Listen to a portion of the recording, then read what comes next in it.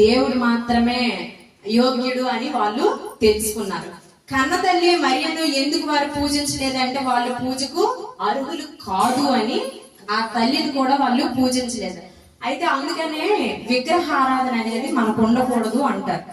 విగ్రహం ఎవరు తయారు చేసింది? ఒక మనిషి తయారు చేసింది.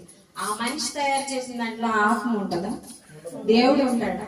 సో ఆ విగ్రహాల్ని వాళ్ళు మనిషి తయారు చేస్తే ఆ విగ్రహాన్ని పూజిస్తారు. అందుకనే క్రైస్తవుల్లో కూడా వేరే వేరేగా ఉంటాయి. వాళ్ళు హాస్యము ఇలా ఉంటాయి కదా, వాళ్ళు విగ్రహారాధన మరియమ్మని పూజిస్తారు. నో, సృష్టికర్త ఎవరంటే దేవుడు, యేసు మాత్రమే.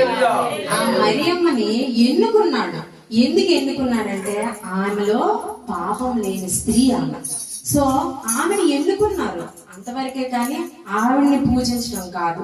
ఆవిడికి మనం రెస్పెక్ట్ ఇవ్వాలి. ఆవిడ విషయంలో మనం కూడా ఆవిడ నీతిమంతులుగా మనం పెరగాలి, ఎదగాలి. కానీ ఆవిడని ఆరాధించడం కాదు. దేవుడు మాత్రమే ఆశ్చర్యకారుడు, అద్భుతకరుడు, ఆయన మాత్రం. అందుకనే వాళ్ళు కూడా ఏం చేశారంటే వీళ్ళెవ్వరిని కూడా వాళ్ళు సూర్యచంద్రులను గాని నక్షత్రాలను గాని కన్నతల్లిని గాని ఎవరిని కూడా వాళ్ళు ఆరాధించలేదు.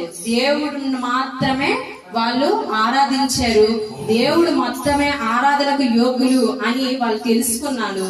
ఈ జ్ఞానులు కూడా ఎరిగారు. అయితే యేసుక్రీస్తు ప్రభువు 2000 సంవత్సరాల క్రితం ఈ భూమి మీదకి మానవ లోకానికి శరీరధారిగా ఎందుకు వచ్చారంటే నశించిన దానిని వెతికి రక్షించుటకు మనిషి కుమారునిగా పరమాత్ముడు అయినటువంటి దేవుడు, సృష్టికర్త అయిన దేవుడు, సర్వ మానవాళికి సృజించిన దేవుడు నశించిపోయినటువంటి మానవాళిని వెతికి రక్షించుటకు ఈ లోకానికి రక్షకుడిగా వచ్చాడు. ప్రాముఖ్యమైన మాటలు కొన్ని ఉన్నాయి. నశించిపోయిన మానవులను వెతికి రక్షించుటకు మానవాళి యొక్క పరిస్థితి చూసినప్పుడు, అయితే ఈ దినాలలో మనం అందరం కూడా తప్పిపోయిన కుమారుల వంటి వాళ్ళం కదా.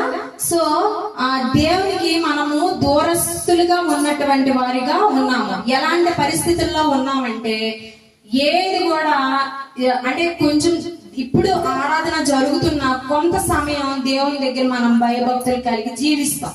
తర్వాత మన ప్రవర్తన, మన జీవితము ఏది కూడా మన చేతిలోనే లేదు.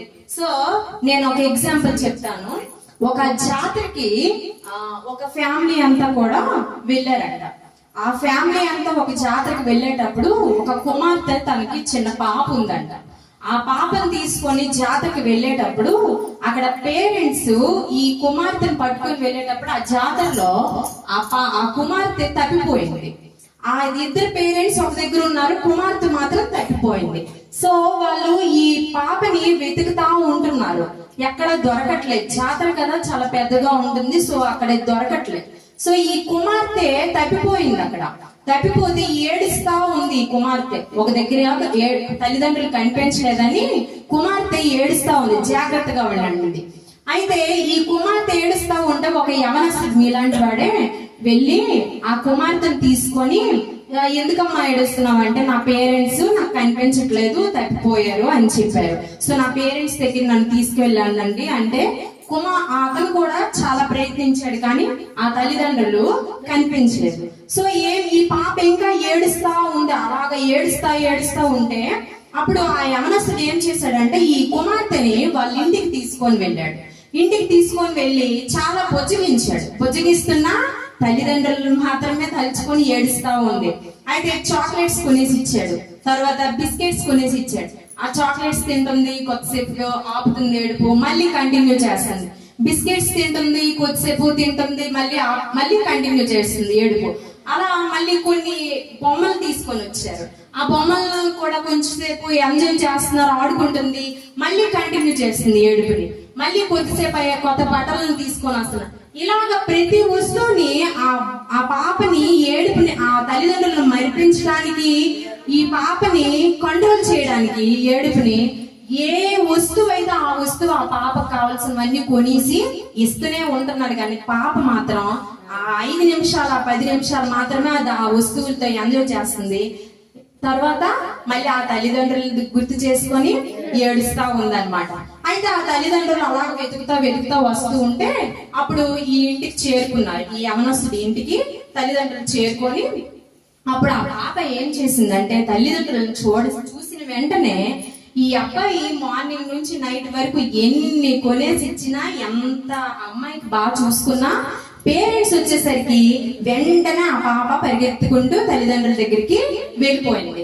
అప్పుడు ఆ యవనస్తుడు అన్నాడు, నేను ఎన్ని నీకు కొనేసి ఇచ్చాను కదా, నేను బాగా చూసుకున్నాను కదా, నువ్వు నా దగ్గర ఉంటావా అని అంటే, నో నేను ఉండను, నాకు నా తల్లిదండ్రులే కావాలి అనేసి తన అంది. అంత అంటే ఎవరో ఏదో వస్తువా ఏదో ఆకర్షంగా మనం వెళ్ళిపోవడం కాదు.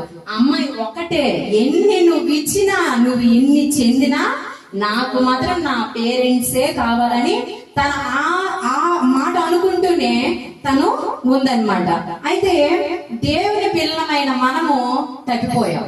ఈ లోకంలో మనకు ఏమనిపిస్తుంది అంటే డబ్బు అనే చాక్లెట్స్, అంతే కదా, డబ్బు అనే చాక్లెట్స్, అధికారము, పదవులు అనేటువంటి టాయ్స్, అంటే బొమ్మలు, అమ్మాయి బొమ్మలు ఇచ్చారు కదా, అలాగే మనకి అధికారము ఇలాంటివన్నీ